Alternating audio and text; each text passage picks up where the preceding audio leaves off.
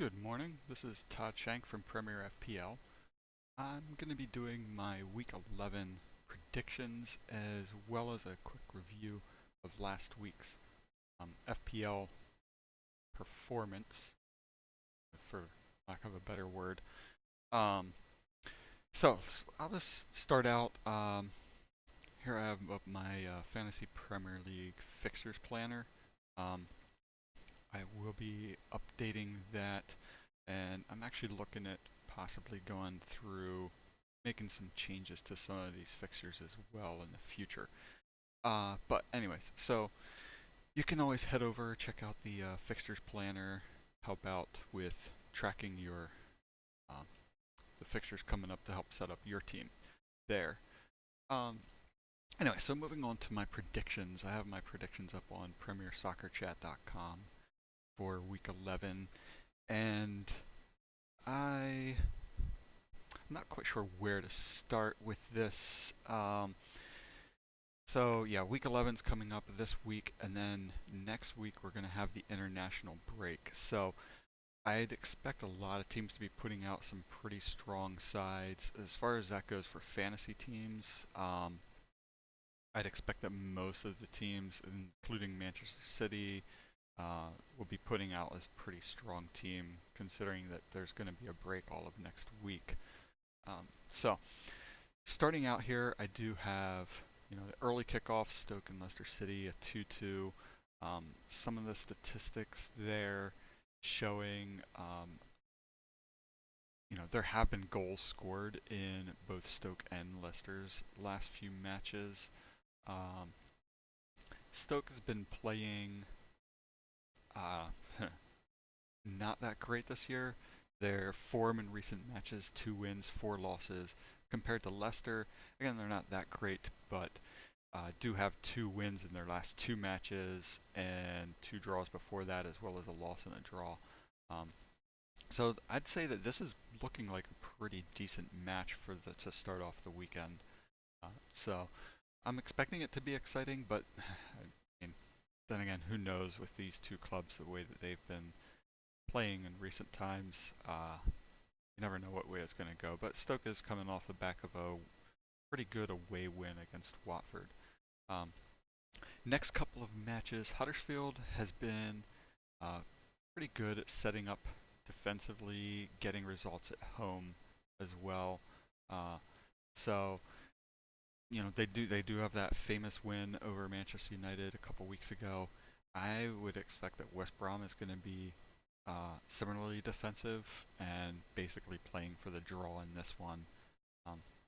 As far as fixtures go, Huddersfield kind of edges out West Brom, both in terms of their standing in the table at 13th, as well as their recent form.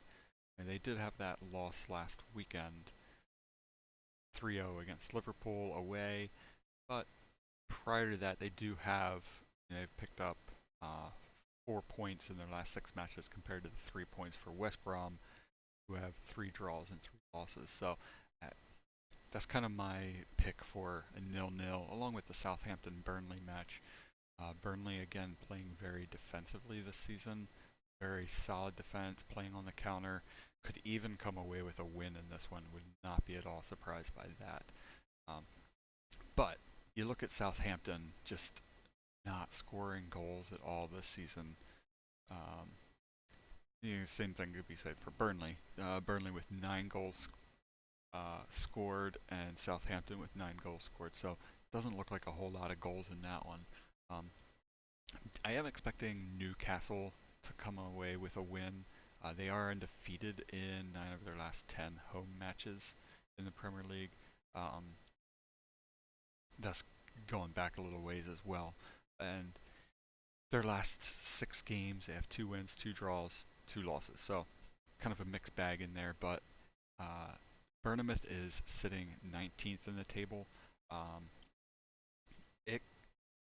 They could get something out of this as well. They played pretty well against Chelsea, but were able to hold them to 1 goal. But Newcastle has been looking decent in recent games, just wasn't able to break through Burnley's defense, and they were able to Burnley were able to get the counter-attack goal and win that one. But Newcastle at home has played well this season. Um,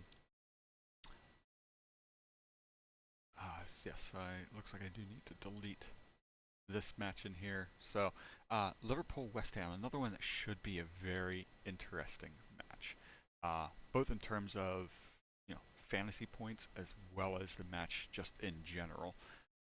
In the last 6 games in all competitions that they have played each other, West Ham has actually come away with 3 wins, 2 draws, and 1 loss. So that would be 1 win for Liverpool in their last 6 matches against each other.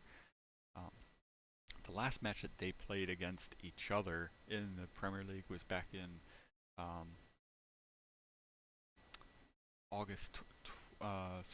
back in, what would that be, May, where Liverpool had the 4-0 win. Before that, Liverpool and West Ham drew 2-2. So, I don't know. I really do feel like this is going to be an interesting match just because West Ham has been so hit or miss in recent times. Gave up that last-minute goal to Crystal Palace last week, but for that, they did come away with a 3-2 win over Tottenham in the League Cup.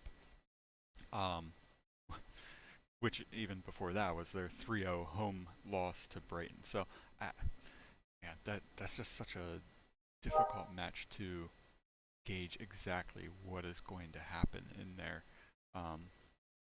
West Ham at home this season has 2 wins, 2 losses, scored 4, and given up 6. So it's a really tough one to call just because of the way that both of these teams have been playing.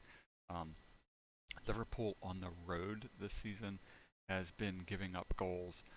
They have actually given up 15 goals away from Anfield and scored 8. So even picking them for a win in this one is, I guess I'm just edging that they are going to have the more firepower in this one. West Ham, I think, has to kind of go for this. So, yeah, Coutinho is out, so you have Salah in there. I believe Mane is should be back this weekend, so it could look, it's looking much better for them.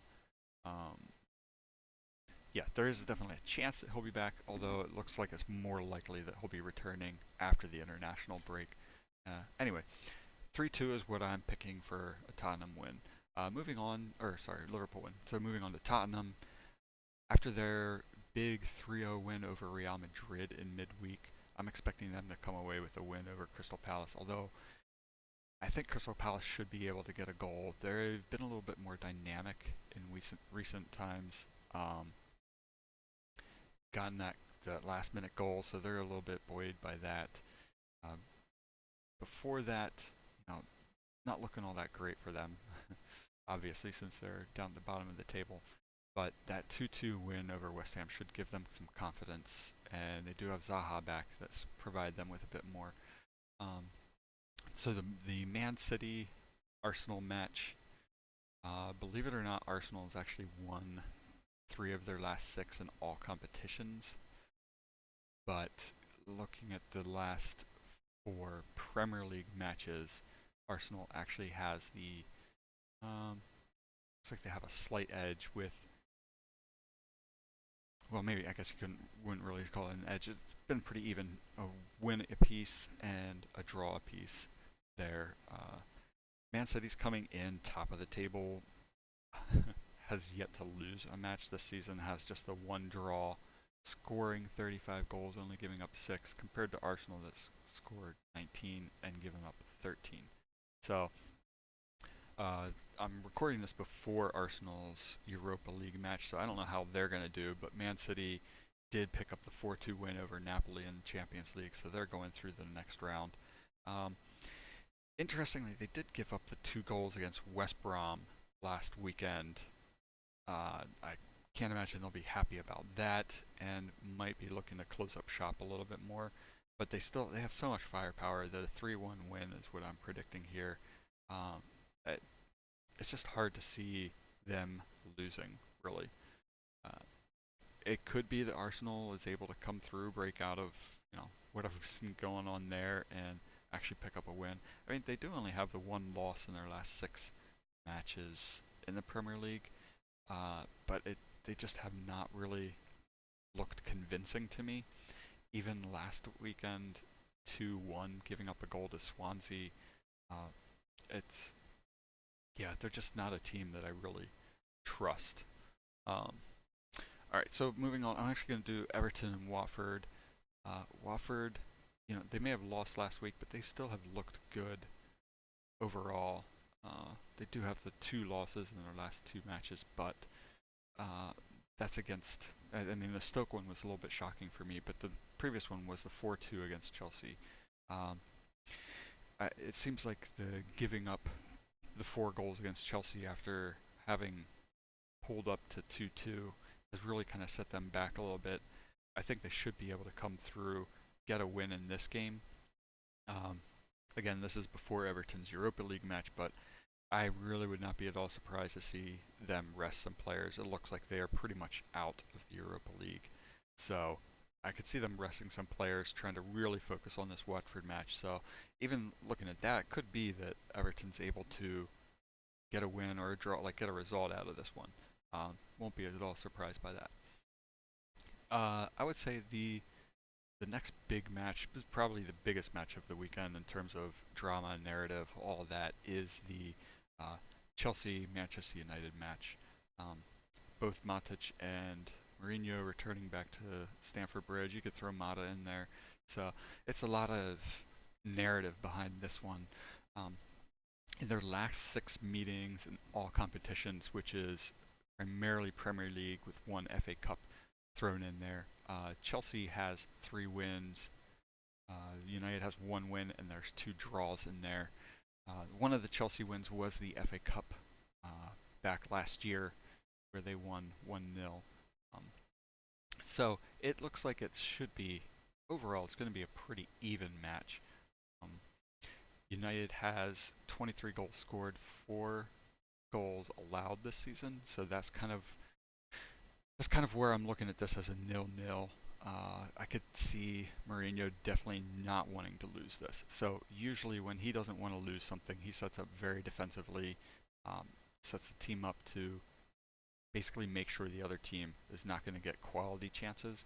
The problem is that even doing that, it's not really limited the other teams from getting quality chances. Looking at that Liverpool match, I mean, Liverpool really should have won that. It's just that they were not able to finish the chances that they had. Even against the Tottenham, Tottenham easily could have won that. They just were not able to finish the chances that they had. I believe in both of those. Expected goals edged both Liverpool and Tottenham, but somehow United were able to get the results in those games. Away from home this season, United has that's where they've given up their 4 goals, has scored 4. Chelsea at home has scored 8 and given up 6 goals this season. Their midweek match was not anything close to what they wanted, losing 3-0 to Roma. I still think they'll go through in the Champions League, but not really the result they were looking for. For some reason, Conte has been under pressure despite the fact that they do have 2 wins in a row in the Premier League. I guess the big thing is that they do have, in their last 6 games, they have 3 wins, a draw, and 2 losses. So that's really where this pressure has been coming from. And it seems anytime he does not win, it just kind of, media really wants to put pressure on him. Anyway, so that kind of wraps up my Premier League predictions for the week. Definitely you can use those as a good way to check matchups for this weekend. Use that for any format, whether it's the Taga Perfect 11, any of the draft fantasy formats out there, daily fantasy. Good way to use that, as well as using my fixtures planner to get yourself prepared ahead of time over at Premier FPL. Alright, so moving on to my Premier League fantasy review for last week. I haven't made any changes. Tomorrow I'm planning to do my tips for week 11. But last week I picked up just 1 point more than the average with 47 points. Again, ever since I brought in the Man City players, they've really dropped the ball for me.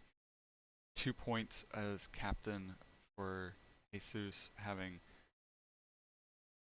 picking up 1 point in his last two matches isn't really good enough. I I'm on the fence as what to do with him. This weekend I have Lukaku and Morata playing against each other. More likely I'll drop Morata. I could see Lukaku scoring before him this weekend. So maybe even thinking about dropping Jesus, because at the moment I do have my 2 free transfers, so I can get rid of some players in there. Plan to keep De Gea. He has been racking up points for me. Sterling is another one that might be on the chopping block, having played in midweek. But I do think Jesus will be playing this weekend, since Aguero played during the midweek match. Seems to be that Aguero. I don't know. I guess I don't understand his rotation policy, but maybe I'll look at that a little bit more tomorrow. Get some more information ahead of time. So yeah, I did have green arrows this week, so that was nice to see, but not really quite as high as I would like to move up. Richarlison literally let me down. I thought that bringing in Watford players was going to be a good place to go this week, but it didn't really work out. And Cresswell left him on the bench with 4 points there. He's one I'm going to want to keep an eye on. 75% chance of playing right now. Might start him, and then if he doesn't play, then leave somebody on the bench to come in. So yeah, that's kind of my review for week 11 for my Premier League fantasy team. So yeah, I guess that wraps up my FPL update, as well as my predictions for this week. Again, head over to Premier FPL. You can get that's where I have all of my Premier League fantasy tips. And at premiersoccerchat.com, that's where I try to do my predictions each week. Hit me up on Twitter. I do a lot of my fantasy stuff on Premier FPL. You can always follow my Todd_Shank account as well if you want to. Would love it if you subscribe to the channel. I'll be doing my weekly fantasy Premier League tips starting tomorrow. I usually try to put them out on Fridays. So yeah, please subscribe to the channel. Go to my website, check everything out. I really appreciate that. As always, good luck and have fun.